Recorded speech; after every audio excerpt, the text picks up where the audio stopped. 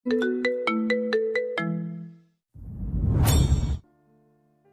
যে শুনছেন, কে আপনি? কি হয়েছে আপনার?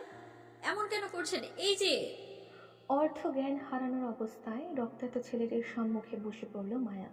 নির্জন রাস্তায় মানুষের চিহ্নমাত্র নেই, অথচ এমন নির্জন রাস্তায় কপাল ফাটিয়ে রক্তাক্ত অবস্থায় পড়ে আছে যুবকটি। উদ্বিগ্নতায় মায়া অচেনা লোকটির সাহায্য করতে চাইল, তাই হাঁটু গেড়ে লোকটির সম্মুখে বসে আলতো হাতের লোকটির গাল নাড়িয়ে সজ্ঞানে আনার চেষ্টা করে পুনরায় একই ভঙ্গিতে ডাকলো মায়া। এই যে শুনছেন, এই যে ডাকতে ডাকতে মায়া নিজের বাসন্তী রাঙা শাড়ির আঁচলটা দিয়ে তৎক্ষণাৎ অচেতন লোকটার কপাল চেপে ধরল, রক্ত পড়া বন্ধ করতে। অস্থির মায়া আবারও ডেকে বলল, এই যে আমায় শুনতে পারছেন? কে আপনি? এইখানে এভাবে পড়ে আছেন কেন? আপনি কি একা? আপনার সাথে কেউ নেই? এই যে শুনছেন? মায়া অনবরত ঢাকে অর্ধ বেহুশ লোকটি নিভে যাওয়া দুর্বল চোখে তাকাতে চাইল।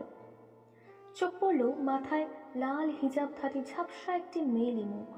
দুর্বলতার রেশ এতটাই যে ঠিকঠাক চোখ মেলে তাকাতে পারল না লোকটা, তবে ঝাপসা চোখ মায়ার উদ্বিগ্নতা দেখে অস্পষ্ট স্বরে ঠোঁট নাড়িয়ে কি যেন আওড়াতে চাইলে মায়া সেটা বুঝতে পেরে তৎক্ষণাৎ মাথা ঝুঁকে কান বাঁধল লোকটির সম্মুখে। অচেনা লোকটি নিভে যাওয়া দুর্বল গলায় বলতে চাইল, আমার মিষ্টি প্রয়োজন। আমাকে মিষ্টি জাতীয় কিছু খেতে দেন মিস। লোকটির অস্পষ্ট স্বরে কথাগুলো মায়া বুঝতে পেরে মাথা তুলে তাকালো লোকটির দিকে। বেশ অদ্ভুত লাগলো লোকটিকে মায়ার কাছে। মাথা ফাটিয়ে রাস্তায় পড়ে আছে, নিজের জীবন মরণ সমস্যা নিয়ে সেদিকে লোকটার খেয়াল নেই, অথচ সেসব চিন্তা না করে মায়ার কাছে এই অসময়ে মিষ্টি চাইছে। মিষ্টি দিয়ে কি করবে এই লোক? মায়া তখন বুঝল না হঠাৎ লোকটির মিষ্টি চাওয়ার কারণটা, তাই শাড়ির আঁচলে লোকটির কপাল চেপে রেখে আগের ন্যায় বলল মায়া, মিষ্টি? মিষ্টি দিয়ে কি করবেন আপনি? আপনার কপালের যাওয়া অবস্থা, আপনাকে দ্রুত ডক্টরের কাছে না নিলে আপনি আরো অসুস্থ হয়ে যেতে পারেন ভাইয়া। আমায় সাহায্য করতে। মায়াকে বলতে না দিয়ে লোকটি ফের হাঁপিয়ে উঠে দুর্বল গলায় বলল, আবার প্রেশার ফুল করেছে মিস। সুগার প্রয়োজন। মিষ্টি ব্যবস্থা করুন কুইক। মায়া চমকে উঠল লোকটির কথায়। সুগার সমস্যা মায়ার বাবারও হয় মাঝে মধ্যে, তখন হাতের কাছে মিষ্টি প্রয়োজন হয়। মায়া দ্রুত নিজের কাঁধের ছোট পার্সটা ঘেঁটে একটা কিটক্যাট চকলেট হাতে নিল।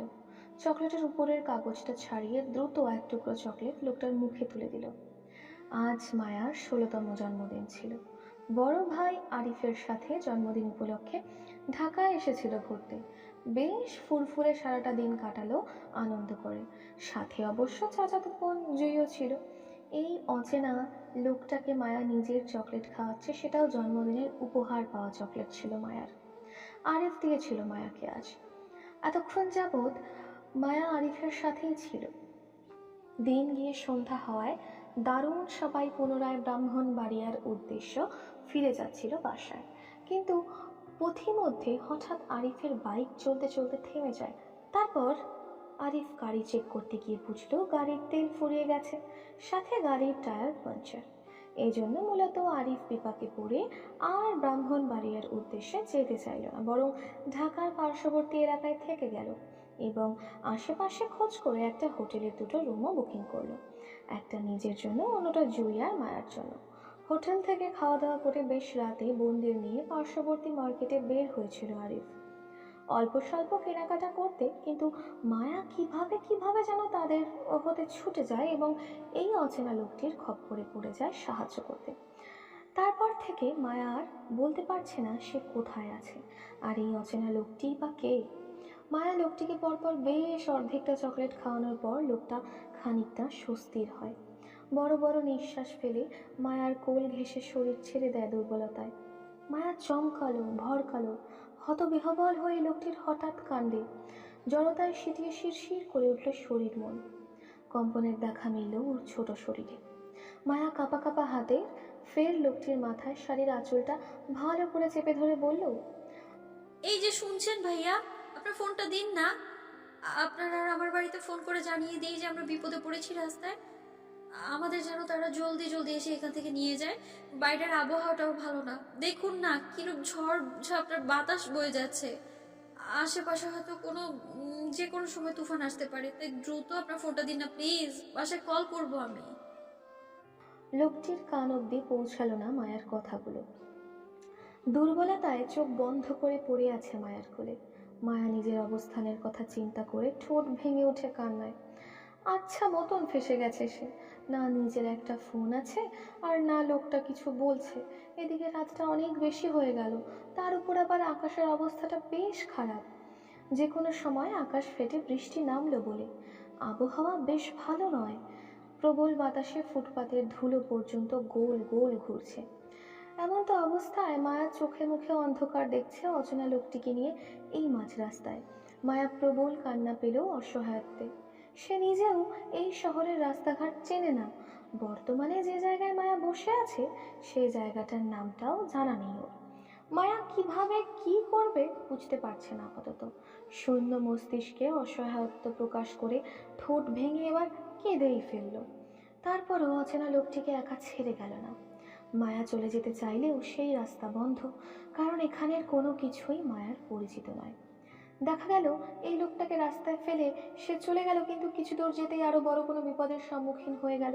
তখন মায়া কি করবে? ভয়ার্ত মায়া মুখ তুলে আশেপাশে পর্যবেক্ষণ করলো। আপাতত আশেপাশে কোনো মানুষের চিহ্ন পর্যন্ত দেখা যাচ্ছে না, যে কারো কাছ থেকে সাহায্য চাইবেও। অসহায় মায়া লোকটির কাঁধ চেপে কোনো মতে ধরে বসাতে চাইলে দুর্বলতায় লোকটি ফের নেতিয়ে পড়ল মায়ার কাঁধের উপর কপাল ঠেকিয়ে। অদ্ভুত শিহরণে মায়ার কিশোর মন কেঁপে উঠল। কাঁপা কাঁপা হাতের মায়া লোকটির দুবাহু ধরে বলল, এই যে ভাইয়া, আমায় শুনতে পাচ্ছেন?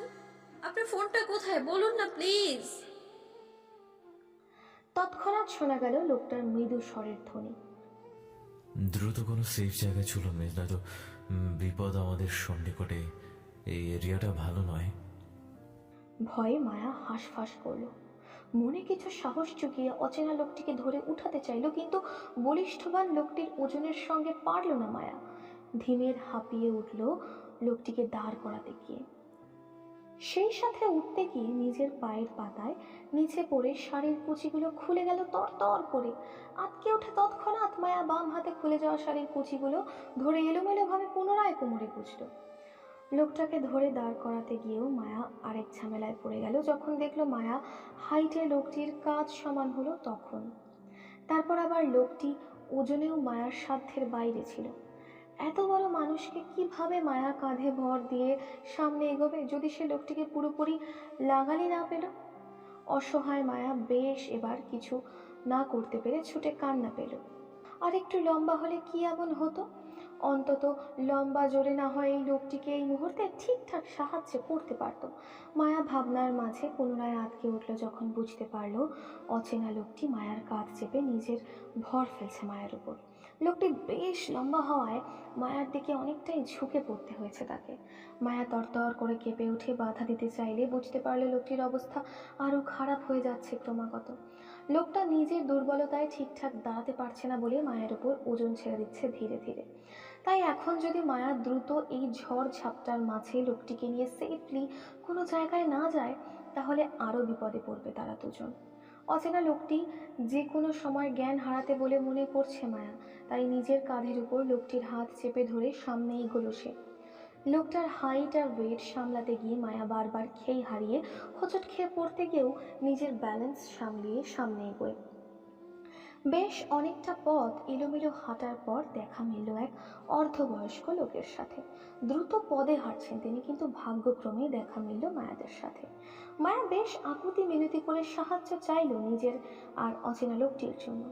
বয়স্ক লোকটি প্রথমে অচেনা যুবক যুবতীকে সাহায্য করতে মন বাঁধলেও মুখে কিছু বলল না বা মানবতার খাতিরে, বরং নিশ্চুপে এগিয়ে আসলো মায়াদের সাহায্য করতে।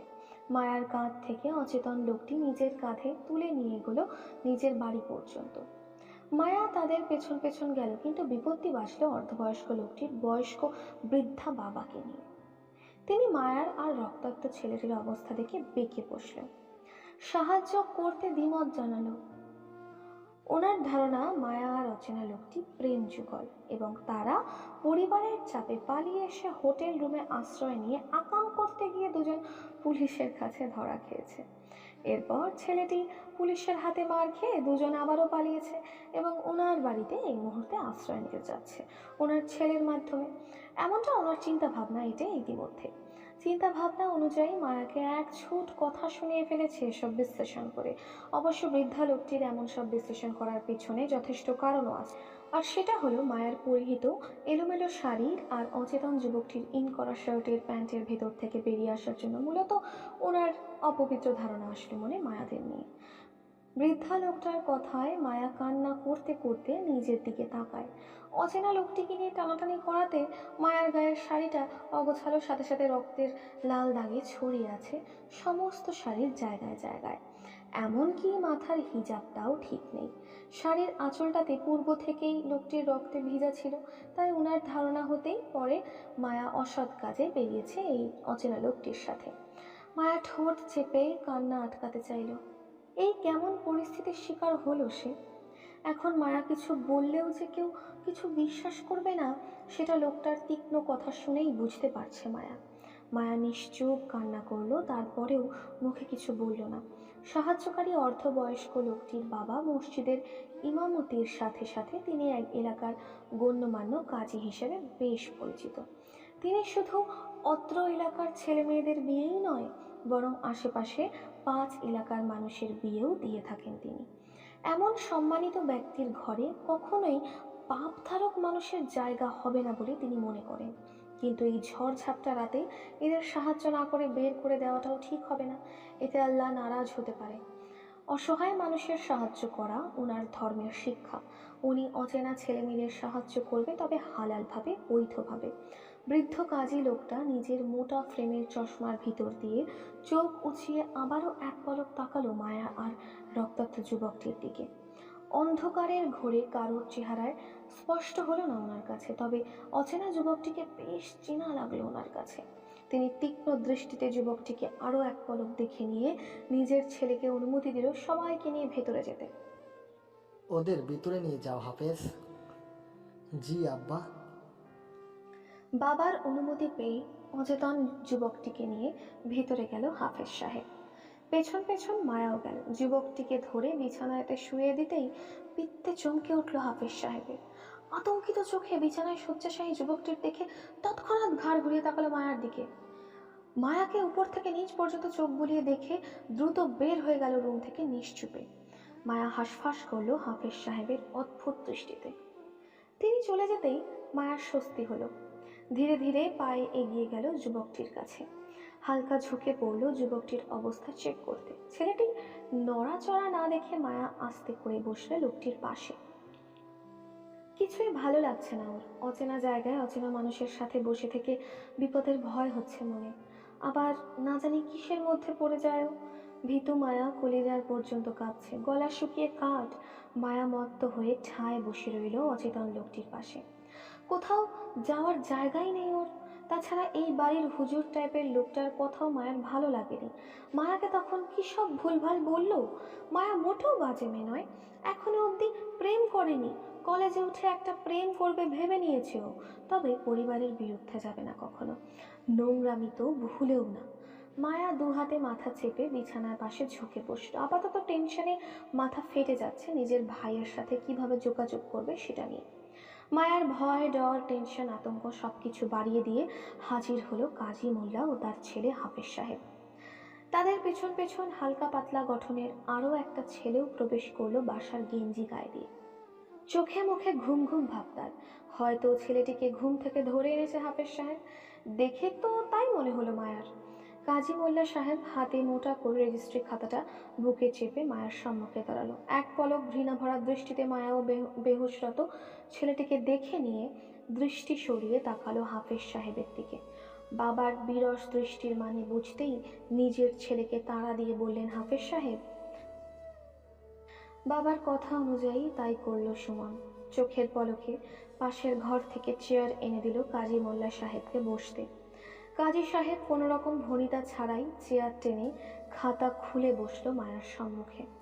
শব্দ করে গলা খাকিয়ে মায়ের উদ্দেশ্যে হুমকি স্বরূপ বলল, মানুষকে সাহায্য করা আমার ধর্ম, তাই বলে আমার কাছে পাপের জায়গা নেই। আমি জিনাকারীদেরকে অপছন্দ করি। তোমরা অপবিত্র হয়ে এসেছ, আমার দুয়ারে। আমার ঘর পবিত্র ঘর, তোমরা অপবিত্র করছো। হ্যালো ডিয়ার লিসেনার্স, আপনারা শুনছেন স্টোরিজ অন প্রেজেন্স ধারাবাহিক পর্ব গল্প। আমাদের সামগ্রিক প্রচেষ্টাকে উৎসাহিত করতে লাইক এন্ড কমেন্ট করতে ভুলবেন না। Thank you. তাই আমি আল্লাহর নামে পবিত্র করতে চাই কালিমা পড়িয়ে। আমার কাছে মিথ্যা সুযোগ নেই। তোমাদের অবস্থানে বলে দিচ্ছে, তোমরা নোংরামি করে এসেছো পালিয়ে এখানে। আর এই মেয়ে তুমি, যে ছেলের সঙ্গ ধরে নিজের পরিবারকে ছেড়ে আসলে, সে ছেলে তোমার কতদিনের আপন হবে সেটা তুমি বুঝে যাবে খুব শীঘ্রই। এই ছেলে যে কারো আপন না সেটা পুরো দেশ জানে। ক্ষমতার অহংকার যার রঙে রঙে, সে ছেলে তোমাকে কতটুকু আপন রাখবে সেটা আল্লাহই জানে। যাই হোক, আল্লাহ তোমার সহায় হোক। আমি এখন বিয়ে পড়াচ্ছি, সুন্দর করে বিয়েটা শেষ করবে, নয়তো তোমার ক্ষমতাধর প্রেমিকও প্রাণ নিয়ে বাসায় ফিরবে না। তার অবস্থা এমনিতেই ভালো নেই, তাই বলছি আমার সাথে তর্কে গিয়ে ঝামেলা বেরিও না। আমার কিন্তু বেশ সময় লাগবে না এই এলাকার মানুষকে জড়ো করে তোমাদের বিচার করতে। আমার তোমাদের নিয়ে মাথা ব্যথা নেই। আমার সমস্যা হলো তোমাদের পাপ করা নিয়ে। আমি আবার সহজে পাপ কাজ মানতে পারি না। তাই বলছি, আমি যা বলবো তা চুপচাপ মেনে নিয়ে বিয়েটা করে নিবে, বুঝেছো মেয়ে? চশমার ফাঁকে চোখ উঁচিয়ে তাকালো মায়ার দিকে কাজী সাহেব। মনোভাব অত্যন্ত শক্ত ওনার, বিরক্তি সাথে সাথে রুষ্টও তিনি। যদি মায়া ওনার কথা না শোনে তাহলে যে কোনো সময় শক্ত কিছু ঘটিয়ে ফেলতেও দ্বিধা করবেন না তিনি। তারপরেও পাপটা মেনে নেবে না সহজে। মায়া হতভম্ব হয়ে তাকিয়ে রইল বৃদ্ধা কাজীর দিকে। কোথায় থেকে কোথায় চলে গেল এই লোক? মায়া কখন কিসের পাপ করলো? উপকার করা কি পাপ নাকি? কারো উপকার করার তো নেকির কাজ, তাহলে মায়া পাপী হলো কিভাবে? ভীতু মায়া আরো সিটিয়ে গেল ভয়। এতক্ষণের দমে রাখা কান্নাটা ফুপিয়ে কেঁদে উঠল ততক্ষণে। মায়ার হঠাৎ কান্নায় ধমকে ওঠে কাজী সাহেব। মায়া ভয়ে আরো সিটিয়ে গেল, মুখের ভেতর শাড়ির আঁচল চেপে বসে। মায়ার তখনও জানা নেই কিভাবে জটিল পরিস্থিতি সামাল দিতে হয়। পরিস্থিতির ফ্যাসাদে পড়লে কিভাবে বাঁচতে হয় তাও জানে না। অতিরিক্ত ভয় পেলে মায়ার শুধু বুক ফেটে কান্না আসে, এখনো তাই আসছে। মায়া ভয়ে জড়সড় হয়ে বসল। কাজী সাহেব কামিলা পড়তে পড়তে মায়াকে শক্ত গলায় কবুল বলতে বলল। মায়া ধমক খেয়ে ভয়ে কান্না করতে করতে কবুল বলে দিল, কিন্তু তখন কাজী সাহেব অর্ধ বেহুশ ছেলেটিকে কবুল বলতে বলল, তখন ছেলেটি ওই অবস্থায় ঘোরের মাঝেই 3 কবুল বলে ফেলল। মায়াদের বিয়ে সম্পূর্ণ হলো, কিন্তু মায়া একটা জিনিস লক্ষ্য করলো, কাজী সাহেব মায়ার স্বামী নামক লোকটি থেকে কোনো রকম নাম ঠিকানা জিজ্ঞাসা করলো না, শুধু মায়াকে ছাড়া। যেন তিনি পূর্ব থেকেই ছেলেটির বাপ দাদার নাম জানেন এবং সেই অনুযায়ী তিনি নিজেই সবকিছু লিখে নিয়েছেন কাবিননামায়। মায়া পরিবারের কথায় জিজ্ঞাসা করলে মায়া শুধু নিজের বাবার নাম আর জায়গার নাম ব্রাহ্মণবাড়িয়া এইটুকু বললেই ব্যাস। মায়াকে কাবিননামায় সিগনেচার করতে বলল। মায়া কলম হাতে সিগনেচার করতে গিয়ে এক পলক চোখ আউড়িয়ে কাবিননামায় নিজের সত্য হওয়ার স্বামীর সিগনেচারটাতে চোখ বুলালো একটু করে। বরের জায়গায় স্বামী নামটা মায়া ভালোভাবে থেকেও বুঝলো না আসলে সেখানে লোকটা কি নাম লিখেছে। কেমন ঘুরিয়ে পেঁচিয়ে দ্রুত একটা নাম লিখে নিল লোকটা, অথচ নামটা মায়া বুঝতেই পারছে না কি লেখা আছে তাতে। মায়া নামটা ভালো করে পরখ করে বুঝলো এটা ইনিশিয়াল সাইন করা, তাই মায়া শত চেষ্টা করলেও সিগনেচারটা মায়ার ছোট মাথায় ঢুকবে না। অসহায় মায়া সিগনেচারটার উপর এক নজর বুলিয়ে চোখ ভর্তি জল নিয়ে তাকালো অর্ধ বেহুশ স্বামীর দিকে। সেদিকে এক পলক তাকিয়ে কাপা কাপা হাতে সেও কাবিননামায় সিগনেচারটা করে বিয়েটা সম্পূর্ণ করতেই কাজী সাহেব উঠে দাঁড়ালো খাতার পত্র গুছিয়ে। এক পলক মায়াকে দেখে নিজের ছেলে ও নাতিকে নিয়ে রুম থেকে বের হতে যেতে যেতে নিজের বউকে ডাক ছেড়ে বলে গেল মায়াদের কিছু খাওয়ার জন্য।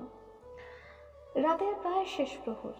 হাতের মুঠোয় বাটন ফোনটি চেপে বিষণ্ণ ভগ্ন হৃদয় নিয়ে অন্ধকারাচ্ছন্ন খোলা আকাশের দিকে তাকিয়ে আছে 3 শেটের জানালা দিয়ে মায়া।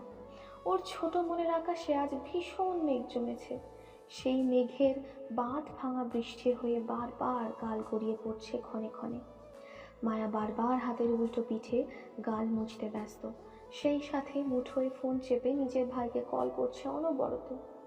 এই ফোনটি বাড়িওয়ালা ছেলের বউয়ের।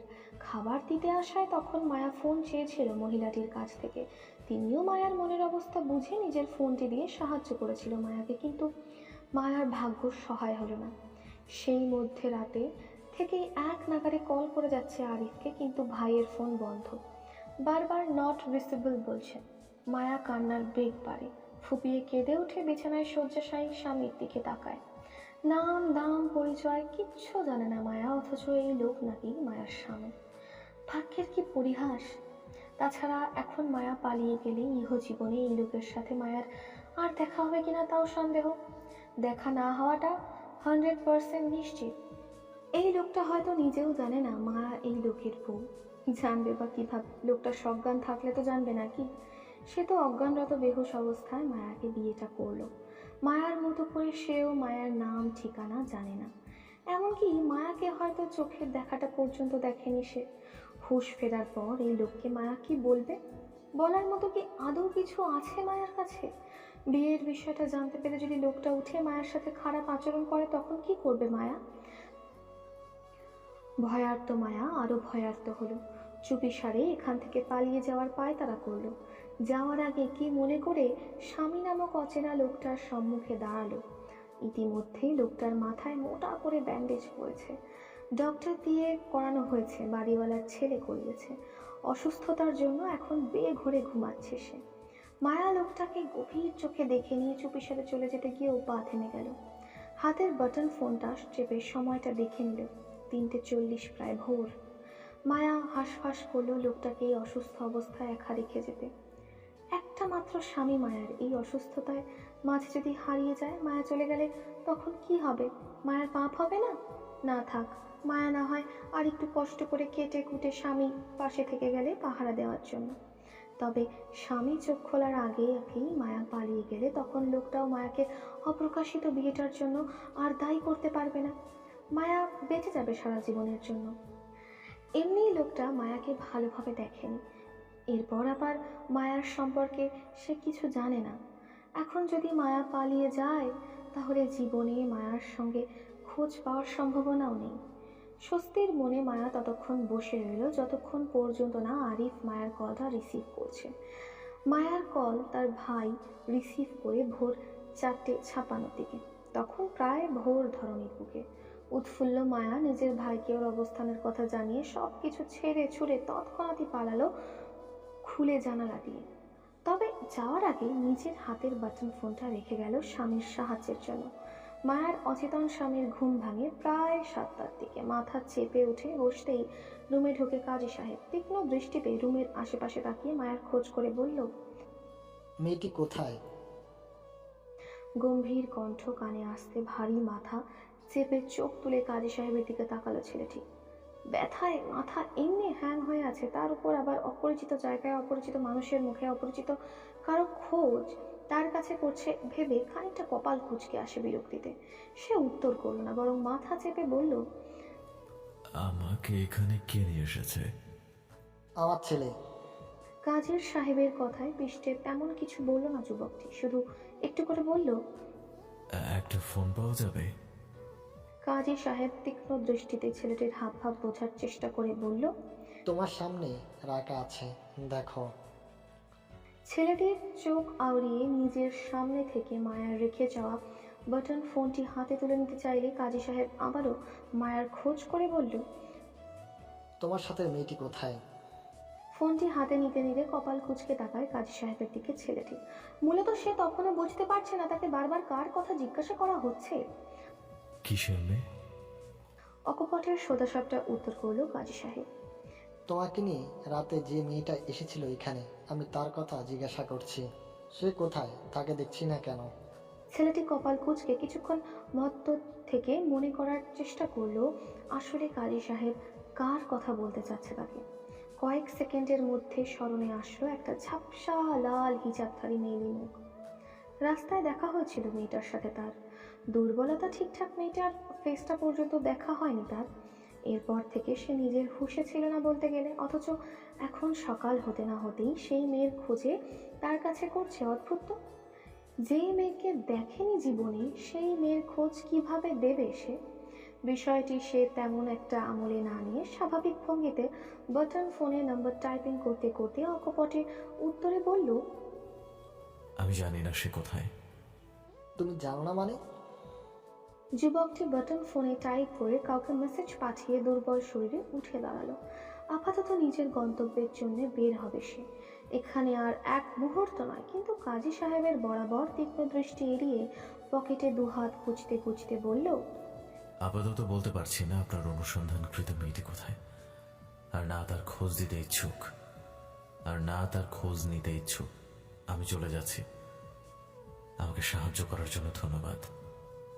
যুবকের কথায় খানিকটা তেতে ওঠে কাজী সাহেব। তিনি চিনেন এই পাষাণ ছেলেকে। খান পরিবারের নিহাল চৌধুরীর একমাত্র ছেলে আব্রাহাম রিদ খান। রাগী আর উগ্র চলাফেরার জন্য বেশ বদনাম। ক্ষমতা জোরে মাটিতে পা পড়ে না তার, তবে মেয়েরই বাজে বিষয়ে কখনো খান পরিবারের কাউকে জড়াতে শোনেনি কখনো। এমনকি এই রিদ খানকে কখনো কোনো মেয়েকে নিয়ে জড়িয়ে বাজে কিছুর বদনাম শোনা যায়নি কখনো। তিনি মনে করেন খান বাড়ির মানুষজন আর যেমনই হোক না কেন, তাদের বাড়ির বউরা অন্তত মর্যাদা নিয়ে চলেন সমাজে। হয়তো এই ছেলের ক্ষেত্রেও তাই হবে, বউকে সম্মান দেবে। কিন্তু এই ছেলে সকাল হতে না হতেই রাতে বিয়ে করা বউকে অস্বীকার করছে। কাজী সাহেব অত্যন্ত রুষ্ট গলায় হৃদের উদ্দেশ্যে বলল, মেয়েটি তোমার বউ, স্বামী হিসাবে তার খোঁজ রাখা তোমার দায়িত্ব। তাছাড়া মেয়েটি ছোট, দুনিয়া সম্পর্কে তার ধারণা নাই থাকতে পারে। এজন্যই বলছি, স্বামী হিসাবে তার খেয়াল রাখা তোমার উচিত। কপাল কুঁচকে কাজী সাহেবের দিকে তাকিয়ে থাকলো হৃদ। একটা অচেনা মেয়ে তার বউ হয় কিভাবে? হৃদ ভাবলো হয়তো রাতে হৃদের সাথে মেয়েটি দেখে হয়তো কাজী সাহেব উল্টো ভেবে নিয়েছে যে মেয়েটি তার বউ হতে পারে। হৃদ কাজী সাহেবের ভুল ধারণা ভাঙার চেষ্টা করলো না। এত বেশি কথা সে কারোর সাথে বলার প্রয়োজন মনে করে না। তার এখানে থাকা কোনো কাজ নেই, বিধায় সে তার চলে যাওয়াটাই উচিত মনে করে। কাজী সাহেবকে পাশ কাটিয়ে চলে যেতে চাইলে তৎক্ষণাৎ কাজী সাহেব হৃদকে আটকিয়ে পকেট থেকে দুজনের কাবিন নামার একটা কাগজ নিয়ে হৃদের হাতে ধরিয়ে দিয়ে তিনিও নিশ্চুপে রুম ত্যাগ করল। হৃদ কপাল কুঁচকে হাতের কাগজটির দিকে তাকাতেই এক আকাশ সমান বিস্মিত পড়ে গেল যখন দেখলো বরের জায়গায় তার নিজস্ব সিগনেচার করা। হৃদ খানিকটা চমকানো, সাথে সাথে বিরক্ত বোধ করলো এমন হুটহাট অপ্রকাশিত বিয়ের জন্য। হাতের কাবিননামাটায় তীক্ষ্ণ দৃষ্টিতে চোখ বুলিয়ে বউয়ের নামটা দেখে নিল এক পলক। সেখানে আনাড়ি হাতে এলোথোপরভাবে লেখা রিক্তা ইসলাম মায়া। হৃদ বুঝতে পারল তার অচেনা বউয়ের নাম রিক্তা ইসলাম মায়া। নামটা সে তৎক্ষণাৎ মনে মনে বেশ কয়েক আওড়িয়ে স্মরণে যেতে নিল। তবে বউয়ের আনাড়ি হাতের লেখা দেখে হৃদের কপালের কুঞ্চি ভাঁজ আরো গাঢ় হলো। তাকে কোনো নাবালিকা প্রাইমারি বাচ্চার সাথে বিয়ে দিয়ে দেয়নি তো তারা? God knows. সদ্য বিয়ে হওয়া বউয়ের সম্পর্কে কৌতূহল জাগতে কেউ আকর্ষণ হারিয়ে ফেল হৃদ। আবেগী হয়ে গা ভাসাবার মানুষ সে নয়, তাই বউ সম্পর্কে জানার আর আগ্রহ রইল না। হাতের কাবিননামাটা বেখেয়ালিভাবে সেখানেই ফেলে দিল হৃদ। সাথে নেওয়ার প্রয়োজন বোধ করল না, আর না মায়ার খোঁজ করতে চাইল। উদাসীন হৃদ কর্মক্ষেত্রে গিয়ে নিজের বিয়েটাকে ভুলে গেল। বিয়ের মতন পবিত্র সম্পর্কটা ভুলে দুজন সামনে এগোতে চাইল। হলো তাই। দুজনের কারো মাঝে তাদের বিয়েটা নিয়ে মাতামাতি দেখা গেল না। এমনকি সেদিনের পর আজ পর্যন্ত কেউই এই অপ্রকাশিত বিয়েটা নিয়ে কারোর সামনে মুখ পর্যন্ত খোলেনি। হৃদ কারো কাছে বলার প্রয়োজন মনে করেনি, আর মায়া পরিবারের ভয়ে কাউকে কিছু বলছে না। ভাগ্যের ফেরে এক হওয়া মানুষের দুটি পুনরায় সম্মুখে দাঁড়াবে কিনা তাও জানা নেই। সেবার আমি মাত্র নবম শ্রেণীতে পড়তাম, দশম শ্রেণীতে উঠবো। ডিসেম্বরের 1 তারিখে আমার ফাইনাল পরীক্ষা ছিল, আর নভেম্বরের 2 তারিখেই ছিল আমার জন্মদিন। বলা যায় মাত্র 1 মাস ছিল আমার পরীক্ষার। তাহলে বুঝতেই পারছেন, ফাইনাল পরীক্ষার মতো জটিল বিষয়টা মাথায় রেখে ধেই ধেই করে নাচতে নাচতে আরিফ ভাইয়ার হাত ধরে চলে গিয়েছিলাম সেবার ঢাকা শহরের জন্মদিনটা স্পেশাল ভাবে পালন করতে। হয়েছিল তাই। আমার জীবনের সবচেয়ে স্মরণীয় জন্মদিনটা ছিল 2017-তে, আমার 16তম জন্মদিনের। সেই দিনটার কথা আজও মনে করলে বুক মুচড়ে ওঠে তীব্র ভয়ে। উফ, কি ভয়ঙ্কর পরিস্থিতির শিকার হয়েছিলাম আমি সেই রাতে ওই অচেনা লোকটার সাথে। চেনা নেই, জানা নেই, তারপরেও হুট করে ওই লোকটার সাথে বেঁধে গেলাম আমি। পুজোটায় বুড়ো লোকটা যদি আমার চরিত্র নিয়ে কথা না বলতো, তাহলে হয়তো বিষয়টা অন্যরকম হতো। স্বাভাবিকভাবে আমি তাদের বোঝাতে পারতাম আসলে আমরা বিপদে পড়ে ওনার কাছে সাহায্যের জন্য এসেছিলাম, কিন্তু তেমন কিছুই হলো না। উল্টো কলঙ্কের তকমা গায়ে মেখে ভয় দেখিয়ে বিয়েটা দিয়ে দিল একটা অপরিচিত লোকের সঙ্গে, যার নামটা পর্যন্ত জানা নেই আমার। যাকে আমি সাহায্য করতে চাইলাম বিপদগ্রস্ত বলে, তার সাথে আমার বদনাম রটিয়ে সোজা বিয়ে। উফ, সেই পরিস্থিতির কথা ভাবতেই গা শিউরে ওঠে আমার এখনো। আমার জীবনে আমি এতটা জটিল আর স্মরণীয় মুহূর্তের দ্বিতীয়টা পাইনি, পাওয়ার কথাও না। বা ভাই আর পরিবারের ছায়াতলে বড় হয়েছি আমি, তাই কখনো সেভাবে পুরুষ মানুষের সঙ্গে চলাফেরা ছিল না আমার, শুধু বাড়ির আপন পুরুষগুলো ছাড়া, এই যেমন চাচাতো খালাতো ভাই বোনরা ছাড়া আর কি। আচ্ছা যাই হোক, এবার আসি মূল কথায়। আমার যার সাথে বিয়ে হয়েছিল লোকটাকে আমি রাতে আধারে রাস্তার ল্যাম্প পোস্ট হলুদ আলোয় দেখেছিলাম সেই রাতে। তারপর আমাদের সাহায্যকারীর বাসায়, মানে আমাদের যে বাসায় বিয়ে দেয়া হয় সেই বাসায়ও দেখেছিলাম লোকটাকে প্রদীপের মৃদু আলোয়, মানে কারেন্ট ছিল না। সে রাতে বেশ ঝড়ঝাপটা তুফান হয়েছিল বলে সেই এলাকায় বিদ্যুৎ সংকট ছিল, সেই জন্যই মূলত কারেন্ট ছেড়ে ছোট একটা মোমবাতির আলোয় আমাদের দুজনের বিয়েটা দিয়েছিল কাজী সাহেব। আরিফ ভাইকে হারিয়ে ফেলা, কাজী সাহেবের হুমকি ধামকি, আবারও অচেনা লোকটাকে নিয়ে ভয় টেনশন সবকিছু মিলিয়ে আমার অবস্থা যা তা ছিল, বলার বাইরে ছিল সেটা। আতঙ্কে এতটাই ছিলাম যে ওই অল্প দেখা স্বামীর মুখটা আমি আর মনেই রাখতে পারিনি, মানে সোজা কথা ভুলেই গিয়েছি আর কি। এমন আমি ইচ্ছাকৃতভাবে আমার অচেনা স্বামীর চেহারাটা ভুলে গিয়েছি, তাকে মনে রাখতে চাই না বলে। আসলে সত্যি বলতে লোকটাকে আমি মনে রাখতে চেয়েছিলাম। এই জন্যই সেদিন রাতের শেষ প্রহরে পালিয়ে আসার সময় ঘুমন্ত স্বামীর মুখটা আমি বেশ ভালোভাবেই দেখেছিলাম। জীবনের শেষ দেখা বলে স্বামীর মুখটা স্মরণে রাখতেও চেয়েছিলাম, কিন্তু ভাগ্য আমার সহায় হলো না।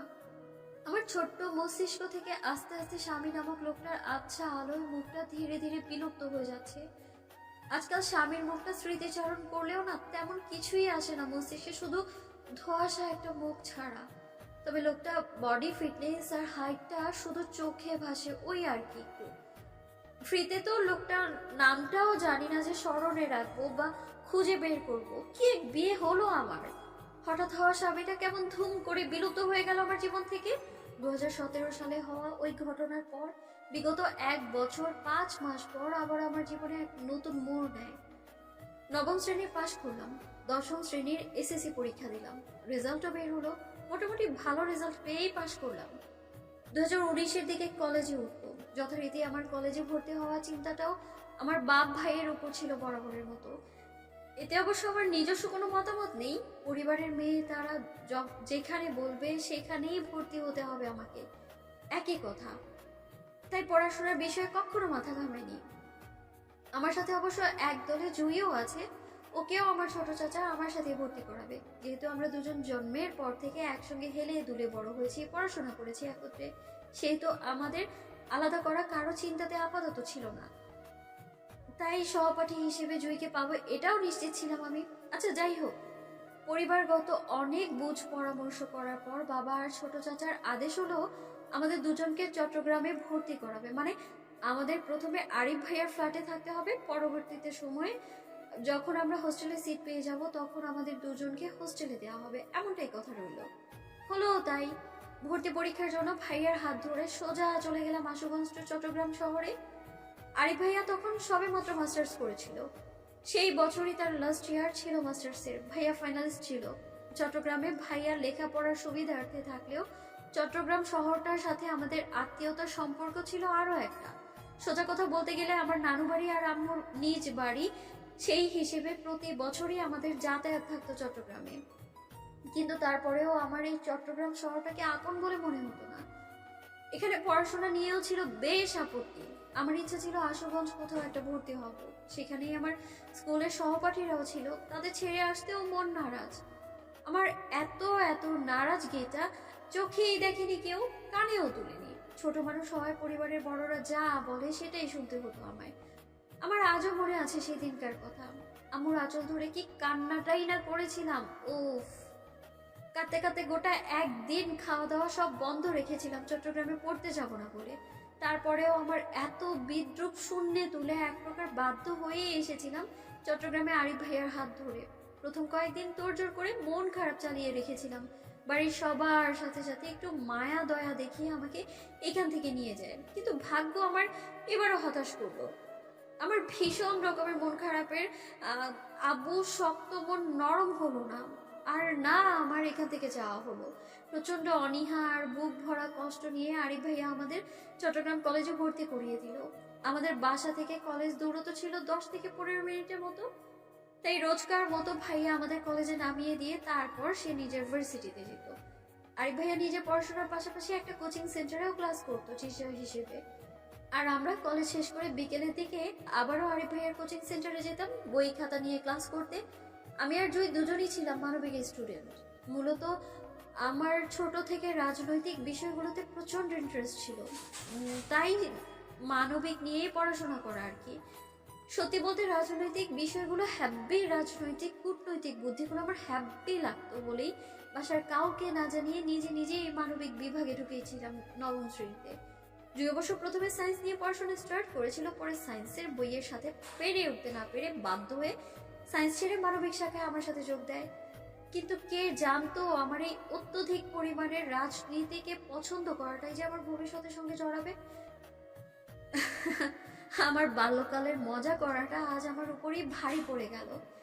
এজন্য মানুষ বলে কোনো কিছু নিয়ে মজা করতে নেই, সময়ের ব্যবধানে সেই বিষয়গুলো তোমার উপরে পড়তে বেশিক্ষণ লাগে না।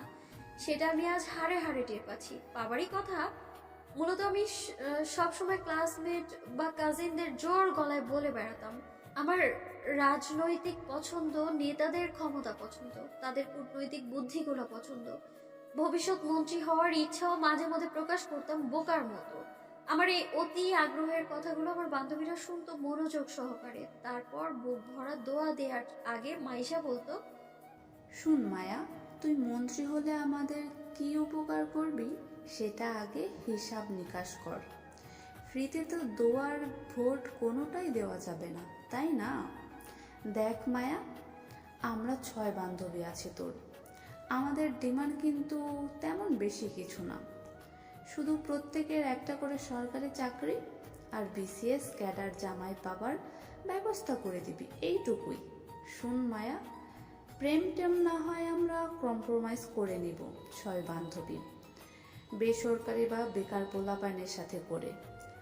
কারণ অসহায় পোলাপাইন তো একটা জাতিগত অধিকার আছে সুন্দরী মায়াগুলোকে প্রেম করার। সেই আত্মত্যাগে প্রেম করব বেকার ছেলের সঙ্গে, কিন্তু জামাই বেলা তো নো কম্প্রোমাইজ।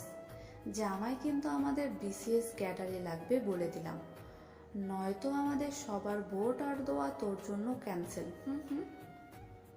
আমাদের বান্ধবীদের কথা তদারকিতে দ্রুততার সঙ্গে মাহি বাধা দিয়ে বলতো, দোস্ত রিক্তাকে মন্ত্রী হওয়ার দোয়াটা দ্রুত ক্যান্সেল কর। ওইটা রং নাম্বার। রিক্তা ভবিষ্যৎ মন্ত্রী হওয়ার মানে আমাদের দেশে ঘোর বিপদ ডেকে আনা। রিক্তার যে বোকা গিলু, দেখা যাবে ওর সামনে দিয়ে পুনরায় পাকিস্তানিরা আমাদের দেশে নিয়ে যাবে কূটনীতি করে, আর ও কিছুই বুঝতে পারবে না। দেশ বলে কথা, বিপদে ফেলা যাবে না। তাই রিক্তার মন্ত্রী হওয়ার দোয়া ক্যান্সেল। তুই বরং রিক্তার জন্য একটা নেতা জামিনের দোয়া করে দে, শক্তপোক্ত, কালো, বেটে, অসুন্দর, ভুলিওয়ালা, যেমনই হোক, ব্যাস মন্ত্রী হোক, তাহলেই চলবে। কি রে, তোর চলবে না? মাইশার কথার পাশ থেকে ফোরন কাটতো সুমি, অতি উৎসাহে বলতো। বেশ কৌতুক করেই আমার 6 বান্ধবীরা আকাশমুখী 2 হাত তুলে মোনাজাত করতো আমার জন্য। ভীষণ রকমের খ্যাপাতো আমায়, মাঝে মধ্যে বোকার মতো চেতে যেতাম আমি ওদের উল্টাপাল্টা দোয়া। আবার মাঝে মধ্যে বেশ এনজয় করতাম যখন ভবিষ্যৎ মন্ত্রীর বউ বলে থাকতো আমায়। তখন এই একটা কথা কখনো আমি চেতে যেতাম না, বরং ভালো লাগতো। পছন্দের রাজনীতি বলে কথা, নেতা জামাই পেলে সমস্যা কি, বরং ভালোই লাগবে।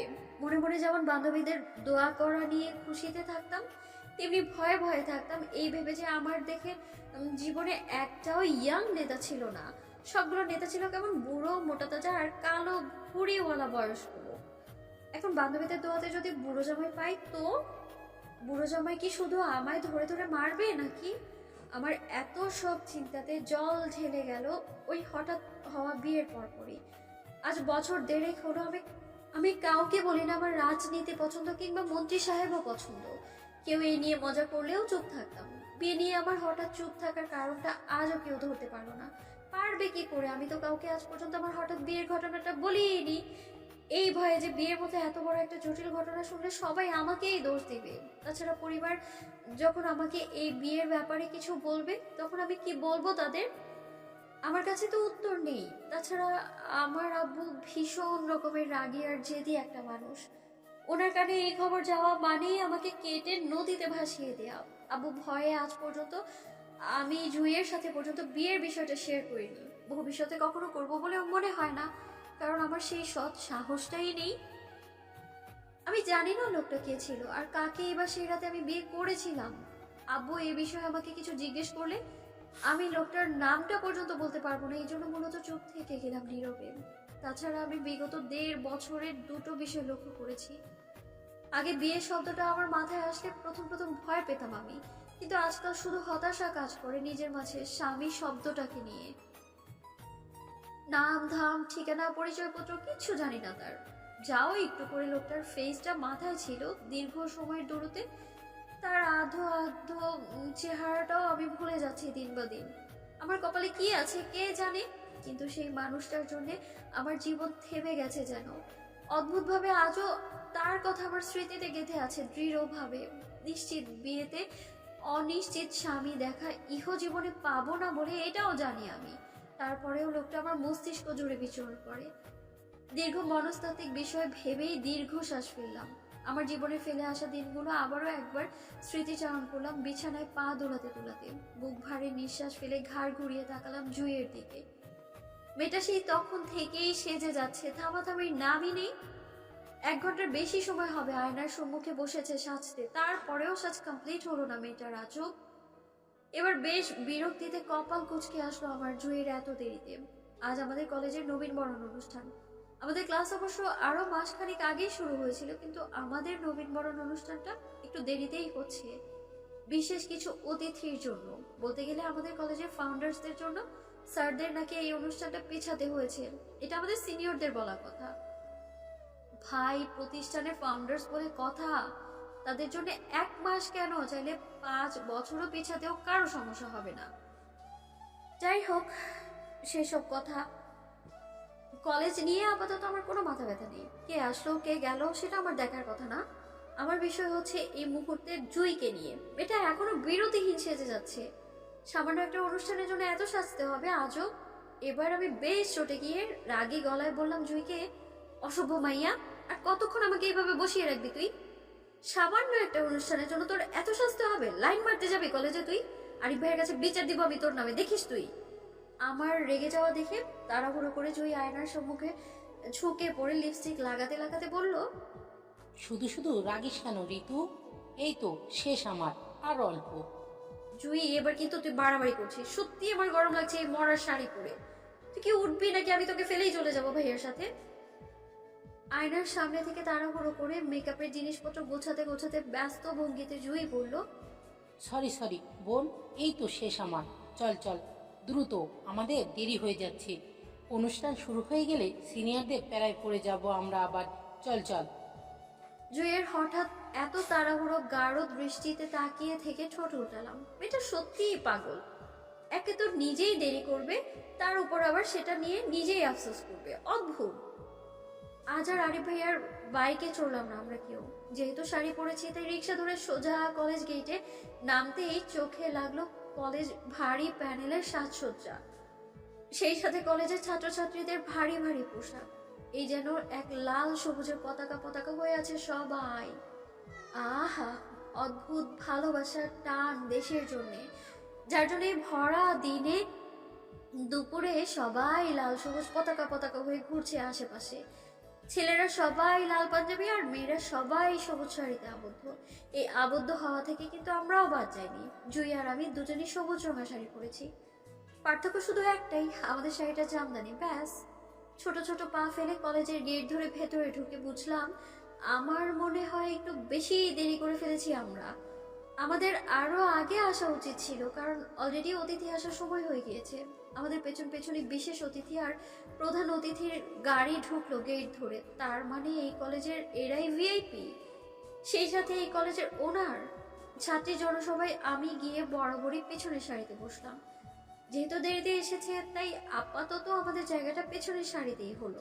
আমার হাতে ফোন নেই, জুয়ের হাতে আরিফ ভাইয়ার একটা ফোন আছে, সেটা দিয়েই সে অলরেডি ছবি তোলা শুরু করে দিয়েছে। আমি বিরক্তি ছেড়ে ঘাড় ঘুরিয়ে পেছনে তাকালাম গোল গোল চোখে। তৎক্ষণাৎ দৃষ্টিতে ভিড়ল অতিথিদের জাঁকজমকপূর্ণভাবে বেশ কয়েকটা সাদা কালো গাড়ি। হ্যালো ডিয়ার লিসেনার্স, আপনারা শুনছেন স্টোরিজ অন প্রেজেন্স ধারাবাহিক পর্ব গল্প। আমাদের সামগ্রিক প্রচেষ্টাকে উৎসাহিত করতে লাইক এন্ড কমেন্ট করতে ভুলবেন না। Thank you. গেট ধরে ভেতরে ঢুকছে তারা। সিনিয়র ভাইয়া আপুরা সারিবদ্ধভাবে দাঁড়িয়ে তাদের ফুল ছিটিয়ে বরণ করছে। সেই বরণে স্যাররাও দাঁড়িয়ে আছে হাতে ফুলের তোড়া নিয়ে। দূর থেকে অল্প স্বল্প চোখে লাগলো আমার। 3টা গাড়ি থেকে 3জন মানুষকে বের হতে দেখলাম ধবধবে সাদা পাঞ্জাবি পরিহিত অবস্থায়। একজন বেশ বৃদ্ধা আর বয়স্ক টাইপের লোক, সাদা পাকা দাড়ি আর চুলে ভরপুর ওনার। দ্বিতীয়জন অর্ধবয়স্ক হবে, বয়সটা 60 ঊর্ধ্বে হবে। ওনার চুলগুলো দূর থেকে ঠাওর করতে পারছি না কতটা পাকা হবে, তবে তৃতীয় জনকে চোখে লাগার মতো ছিল। দূর থেকে এক ঝলক দেখেই বুঝতে পারলাম শত নারীর রাতের স্বপ্ন হতে বাধ্য এই পুরুষ। আহা, এই বুঝি সেই পুরুষ যাকে নিয়ে বিগত 1 মাস ধরে গুঞ্জন শুনেছিলাম সিনিয়রদের আর আমার ক্লাসমেট মেয়েদের মাঝে।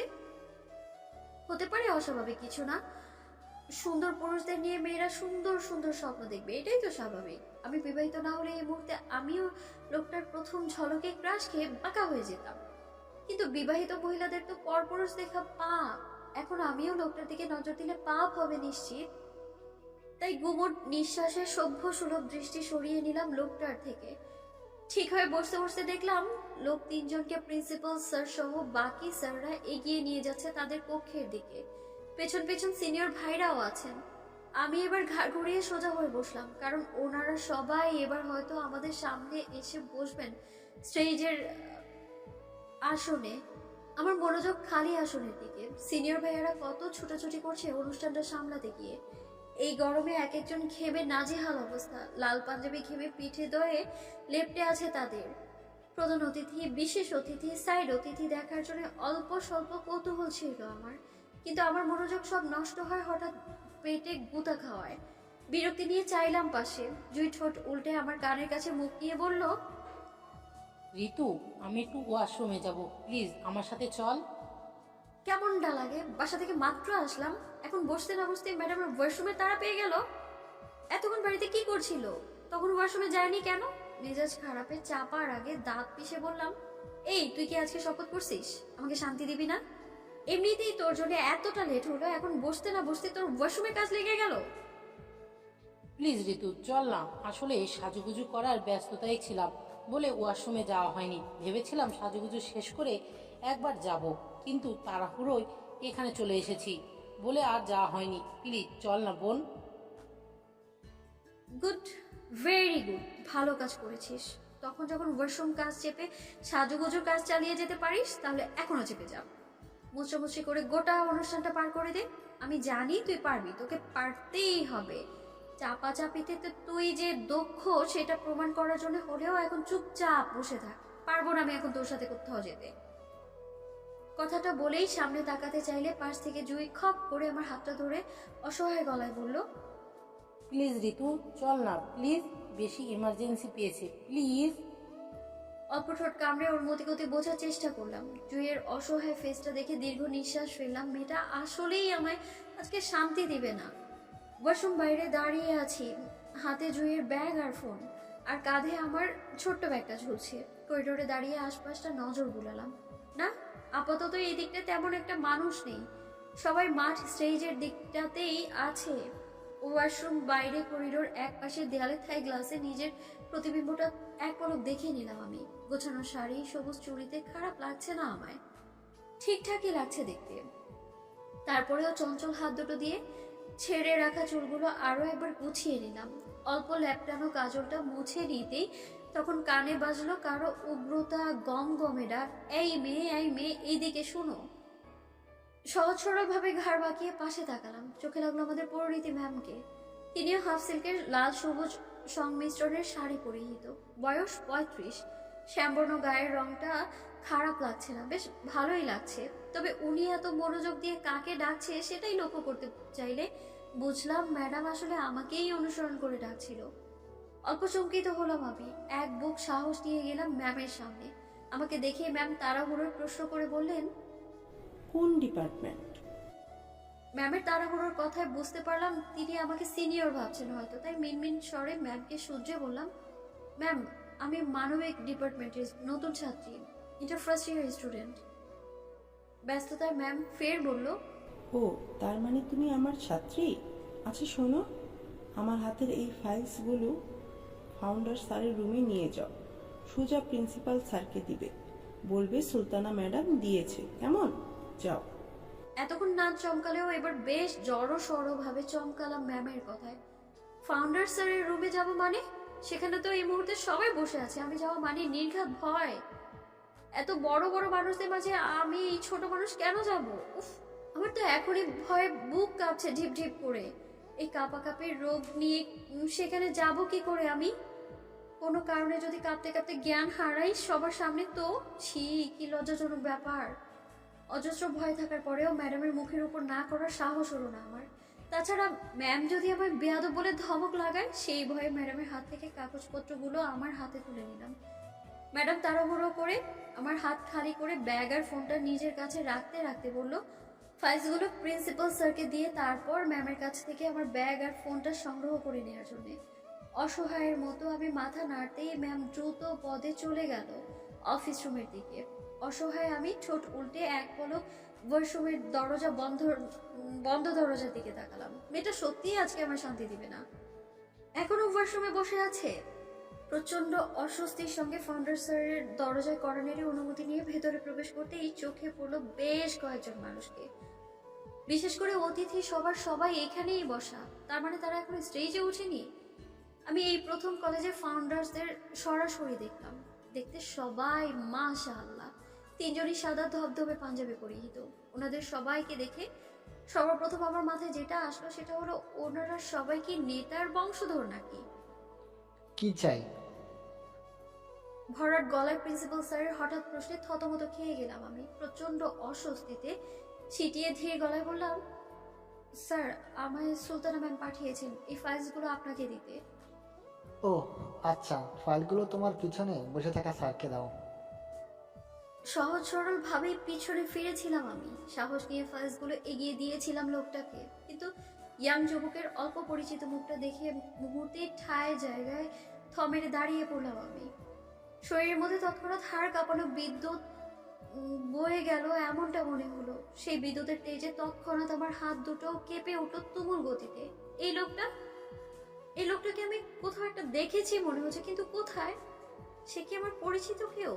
কই, আমার তো মনে পড়ছে না। আমার ধ্যান রতের মাঝে এই লোকটা আমার থেকে কাগজগুলো নিজের হাতে তুলে নিল সহজভাবে। আমি যে ওনার দিকে ড্যাব ড্যাব করে তাকিয়ে আছি, সেদিকে উনি এক পলক চোখ উঁচিয়ে তাকালো না পর্যন্ত।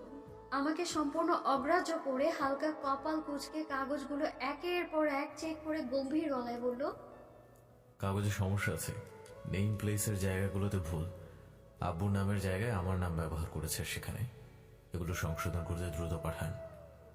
বাক্যগুলো শেষ করতে করতে হাত বাড়িয়ে কাগজগুলো পুনরায় আমার হাতে তুলে দিতে দিতে চোখ উঁচিয়ে তাকালো প্রিন্সিপাল স্যারের দিকে। তখনও লোকটা আমাকে দেখলো না, হয়তো দেখার প্রয়োজন মনে করছে না তাই। কিন্তু আমি হ্যাবলার মতো দাঁড়িয়েছিলাম লোকটার দিকে তাকিয়ে থেকে। আসলে মনে করার চেষ্টা করছিলাম এই লোকটাকে আমি কোথায় দেখেছি এর আগে। তখনই প্রিন্সিপাল স্যার পুনরায় আমায় ডেকে ধ্যানচ্যুত করে বলল, এই মেয়ে শোনো। অস্বস্তিতে ঘুরে তাকালাম স্যারের দিকে। তিনি হয়তো বারবার এম এ বলে ডাকতে চাচ্ছে না ফাউন্ডার্সদের সামনে, তাই সহজভাবেই আমার নাম জিজ্ঞেস করে বলল, নাম কি তোমার? প্রচন্ড অস্বস্তিতে মিনমিন স্বরে বললাম, রিক্তা। স্যার শুনতে না পেরে পুনরায় বলল, কি নাম? হাসফাস করে বললাম, জি স্যার, রিক্তা ইসলাম মায়া। ও আচ্ছা, শোনো সুলতানা, এই ফাইলগুলো তোমার সুলতানা ম্যাডামকে দিয়ে বলবে এই ফাইলগুলো ঠিক করে আবার দ্রুত পাঠাতে। পুনরায় যাও। মাথা নাড়িয়ে সম্মতি দিয়ে আর চোখে তাকালাম পাশের লোকটার দিকে। তিনি তখনও আমাকে দেখল না পর্যন্ত। লোকটার এই গম্ভীর অ্যাটিটিউডে অপমান বোধ করলাম মুহূর্তেই। কেন বারবার হ্যাংলার মতো তাকাচ্ছিলাম আমি লোকটার দিকে তাও বুঝতে পারছি না। শুধু লোকটাকে আমার অল্প পরিচিত মনে হচ্ছে, এই জন্যেই বারবার তাকাতে হবে আজও। মায়া, তোমার বাসা কোথায়? কথা শুনে তো মনে হচ্ছে তুমি চট্টগ্রামের মেয়ে, অন্য জেলা নাকি? গম্ভীর লোকটা থেকে দৃষ্টি সরিয়ে তাকালাম বৃদ্ধা বয়স্ক লোকটার মুখের দিকে। কি অমায়িক আদলে হাসি মুখ ওনার। বয়স 80-র কাছাকাছি মনে হলেও দেখতে বেশ ফিট অ্যান্ড ফাইন দেখা যাচ্ছে। টাকার গরম বলে কথা, তারাই তো এমন জোয়ান থাকবেই, তাই না? তাছাড়া বড়লোকদের কি আর বয়স বাড়ে নাকি অহংকারের মতো? তবে এই বয়স্ক লোকটার মুখের আদলে আমার অহংকারী ভাবটা একদমই চোখে পড়লো না। যেটা পড়লো সেটা হচ্ছে স্বচ্ছতা আর শুদ্ধতার হাসি মুখ। সেই হাসিতে আমিও অস্বস্তিতে হাঁসফাঁস করে মাথা কাত করে সম্মতি দিলাম। বুঝলাম, হ্যাঁ আমি অন্য ডিস্ট্রিক্টের মেয়ে। লোকটা ফের হাসলো, আগ্রহ নিয়ে বলল, কোন জেলা? জি ব্রাহ্মণবাড়িয়ার। আমার কথা শুনে বেশ মজা পেল যেন বয়স্ক লোকটা। তিনি কৌতুক করে সঙ্গে সঙ্গে আমায় বলল, বাহ, তুমি ব্রাহ্মণবাড়িয়া মেয়ে, দারুণ তো। তা মায়া, তুমি ঝগড়া টগড়া কেমন পারো? তোমার দক্ষতা কেমন মারামারিতে? ব্রাহ্মণবাড়িয়া মেয়ে বলে কথা, তোমাকে অবশ্যই এসব পারতে হবে, বুঝছো? এই যে তোমার পেছনে যে আমার নাতিকে দেখছো, ওর কিন্তু মারামারির মধ্যে বেশ পেটুক মানুষ, মুখ থেকে হাত ছিল বেশি ওর। তুমি ওকে হারাতে পারলে বুঝবো না তুমি সত্যি ব্রাহ্মণবাড়িয়া মেয়ে। কি পারবে? লোকটার মজার কথায় প্রিন্সিপাল স্যার সহ সবাই হেসে উঠল। আমি প্রচন্ড অস্বস্তিতে হাঁসফাঁস করে মাথা নত, মস্তিষ্কের আর চোখে ওনার নাতির দিকে তাকাতেই চোখাচোখি হয়ে গেল দুজনের। জেকে ধরা লজ্জা আর অস্বস্তি নিয়েই কি করব ভেবে না পেয়ে বোকার মতো মাথা নাড়িয়ে সম্মতি দিয়ে দিলাম, যার অর্থ আমি পারবো হারাতে। সম্মতি দিতেই আরো লজ্জা পেয়ে গেলাম বৃদ্ধা লোকটার কথায়। সাব্বাস, এই না হলে তুমি ব্রাহ্মণবাড়িয়ার মেয়ে, তুমি অবশ্যই। বৃদ্ধা লোকটা বলতে না দিয়ে গম্ভীর লোকটা তৎক্ষণাৎ আমার উদ্দেশ্যে বলল, আউট। চমকে তাকালাম পেছনে। লোকটা যে আমাকে উদ্দেশ্য করে কথাটা বললো সেটা বেশ বুঝতে পারলাম আমি, কিন্তু কেন? আমি কি ইচ্ছে করে এখানে দাঁড়িয়ে আছি নাকি? ওনার দাদা জানি তো আমাকে দাঁড় করিয়ে রেখেছে, তাহলে আমাকে লোকটা এত মানুষের সামনে কেন অপমান করেছে? কি করেছি আমি? Red, behave yourself. এতক্ষণে বুঝলাম লোকটার নাম রিদ, আর বয়স্ক লোকটা ওনার দাদা ভাই। নাম জানি না, তবে বেশ শক্ত গলায় রিদ নামক লোকটাকে শাসাতে চাইলো, কিন্তু ততক্ষণে লজ্জা আর অপমানে আমার চোখে জল চলে আসার উপক্রম হলো। রিদ নামক লোকটা ওনার দাদা ভাইয়ের কথা আবারও উপেক্ষা করে ফের আগের ন্যায় আমায় উদ্দেশ্য করে বলল, আই সে গেট আউট। আর দাঁড়াতে পারলাম না। অপমানে বিনীতের সহিত ছলো ছলো প্রিন্সিপাল স্যারকে বলে চলে আসতে চাইলাম। দরজা অব্দি গিয়ে হঠাৎ কি মনে করে পেছন ফিরে আবারও তাকালাম অল্প করে। সাথে সাথে চোখাচোখি হলো দুজনার। উনি তখনও আমার দিকে কপাল কুঁচকে তাকিয়ে আছে। ওনার দৃষ্টিতে স্পষ্ট সন্দেহের ঘোর ছিল, কিন্তু কিসের এত সন্দেহ হচ্ছিল তা জানা নেই। তবে লোকটার অপমানটা আমার বেশ গায়ে লেগে উঠল। ফাউন্ডার স্যার কক্ষ থেকে বের হয়েই হালকা ফুপিয়ে উঠলাম কান্নায়। বেশ লজ্জা পেয়েছিলাম এতগুলো অপরিচিত মানুষের সামনে আমি সেদিন। সেই লজ্জা ছুটে বেশ করে কাঁদতে ইচ্ছে করছিল আমার। তারপরেও নিজেকে সংযত রেখে ম্যামকে কাগজপত্রগুলো দিয়ে চলে আসলাম বোকার মতো, নিজের ব্যাগ আর ফোনটা না নিয়ে। অপমানের লজ্জাটা এতটাই বেশি লাগছিল যে মনেই ছিল না আমার ব্যাগগুলো ম্যামের কাছ থেকে নিতে হবে। কাঠফাটা তপ্ত দুপুরের রোদে অতিষ্ঠ ধরনী প্রহর তাপে যখন সূর্যটা মাথার উপর থাকে তখন মানুষের অবস্থা প্রায় সিদ্ধ আলোর মতো হয়। আমার অবস্থাটাও ঠিক সিদ্ধ আলোর মতোই হয়েছে। আমার একার অবস্থা নয়, বরং অনুষ্ঠানে উপস্থিত প্রায় অধিকাংশ ছাত্রছাত্রীর অবস্থায় এই মুহূর্তে সিদ্ধ আলোর মতো। প্রতিটা মানুষই কেমন ঘেমে ঘুমে যা তা একটা অবস্থা। উফ, এই যে আমরা যারা মাঠে চেয়ার পেতে বসে আছি, শুধুমাত্র আমাদের অবস্থাটাই সিদ্ধ আলোর মতন হয়েছে, বাকিরা সবাই ভালোই আছে। স্টেজের বিশেষ অতিথিবৃন্দের জন্য বিশেষ যান্ত্রিক ফ্যানের ব্যবস্থা তোড়জোড় ভাবে করা থাকলেও মাঠে আসনে বসা শিক্ষার্থী বৃন্দের জন্য তেমন একটা যান্ত্রিক ফ্যানের ব্যবস্থা ছিল না। যাও গুটি কয়েকটা ফ্যান রয়েছে, সেগুলো বেশ দূরে দূরে সেট করা, যার ফলে এই যান্ত্রিক ফ্যানের বাতাস যে কোথায় কার গায়ে লাগছে আল্লাহই জানে। আর এইদিকে উফ, এই অতিষ্ঠ গরমে সবার মেজাজ এবার সত্যিই খারাপ হচ্ছে আমার। গরমে আমি সব সহ্য করতে পারি, কিন্তু পায়ের জ্বালা পড়া সহ্য হয় না আমার একদমই। বলতে গেলে প্রচন্ড গরমে আমার বাড়িতে তেমন সমস্যা হয় না, কিন্তু পায়ে ভীষণ রকমের জ্বালা পড়ার সমস্যা হয়, যা এখনো হচ্ছে। খোলা মাঠের মঞ্চে পেছনের সারিতে প্রথম চেয়ারটায় বসেছিলাম আমি। আমার সাথে জুইয়ের সাথে আমাদের চট্টগ্রাম একটা নতুন বান্ধবী এসেছিল, নাম শ্রেয়া। তিনজনের হাতে একটা করে রজনীগন্ধার ডালার সাথে গোলাপ ফুল বাঁধা তোড়া ছিল। অন্য হাতে ছিল খাতার শক্ত পোক্ত কভারের উপরের কভারের পেজটা। যেটা দিয়ে নিজেদের অনবরত বাতাস করছিল গরম থেকে বাঁচার জন্য। আর স্টেজে বসা অতিথি বৃন্দের একের পর এক ভাষণ শুনে শেষ করছি। শরীরে গরম আর পেটে ক্ষুধা থাকতে মানবতার ভাষণে যতটা মনোযোগী হওয়া যায়, আমি ঠিক এই মুহূর্তে ততটাই মনোযোগী ছিলাম।